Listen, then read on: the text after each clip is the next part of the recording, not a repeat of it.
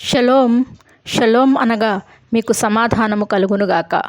ఈరోజు దేవుని వాక్యము మత్తయి సువార్త 11వ అధ్యాయము 28వ వచనం నుంచి చదువుకుందాం.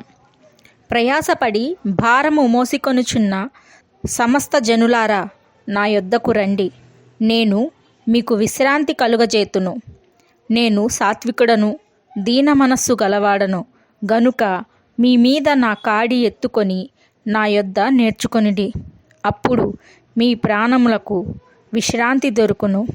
ఏలయనగా నా కాడి సులువుగాను నా భారము తేలికగాను ఉన్నవి. దేవుడు ఈ వాక్య భాగము ద్వారా మనతో మాట్లాడుతూ ఉన్నాడండి. ఎంతోమంది ఈ రోజుల్లో అనేకమైన సమస్యలతో, ఇరుకులతో, ఇబ్బందులతో అల్లాడిపోవచ్చు ఉన్నారు.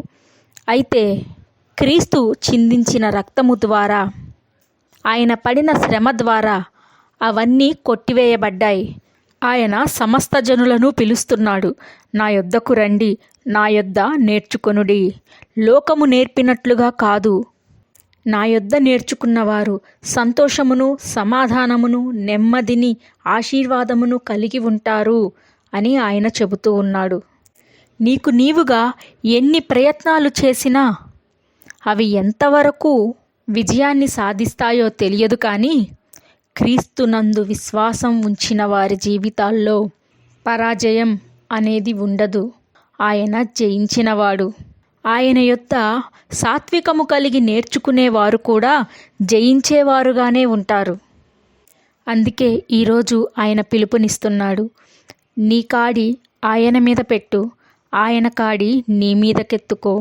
అంటే నీ సమస్యలన్నీ ఆయనకు అప్పగించి నెమ్మది కలిగి, ప్రశాంతత కలిగి, చింత విడిచిపెట్టి సంతోషముగా ఆయనను స్తుతిస్తూ ఆయన చెప్పిన విధముగా జీవించటం మొదలుపెట్టి చూడు. నీ జీవితంలో ప్రతి విషయంలో నీకు కలిగే విజయాన్ని నీ కళ్ళతో నువ్వే చూస్తావు. ఈరోజు ఆయన ప్రత్యేకముగా ఒకళ్ళతో మాట్లాడుతున్నాడు. ప్రవల్లిక, దేవుడు నిన్ను పిలుస్తున్నాడు. ఈరోజు నువ్వు ఏ స్థితిలో ఉన్నావో ఆయన వైపు చూడు, ఆయన మీద నీ భారం ఉంచు, ఆశీర్వాదాన్ని స్వతంత్రించుకో. జ్ఞానము కలిగిన బిడ్డవలే ఆయన యొద్ద నేర్చుకో. ప్రార్థన. దేవా, ఈ వాక్యం వింటున్న ప్రతి ఒక్కరూ వారి భారాన్ని నీ మీద వేయగలుగుటకు, నీవు నేర్పించినది శ్రద్ధ కలిగి, విశ్వాసము కలిగి, నీ యందు భయభక్తులు కలిగి నేర్చుకోగలుగుటకు, నీతి రాజ్యాన్ని స్వతంత్రించుకోగలుగుటకు సహాయము దయచేయమని యేసు శక్తి కలిగిన నామమున అడిగి వేడుకొనుచున్నాను తండ్రి.